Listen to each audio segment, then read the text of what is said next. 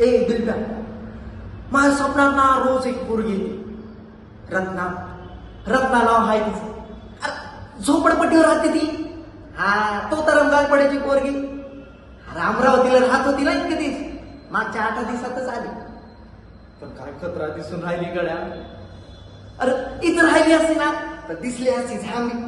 पण तुला सांगतो, समजा शिकून आली हा शहर गावातून. कसं दिसाचं, कसं चालाचं, काय पटकन पटकन चालती गड्या.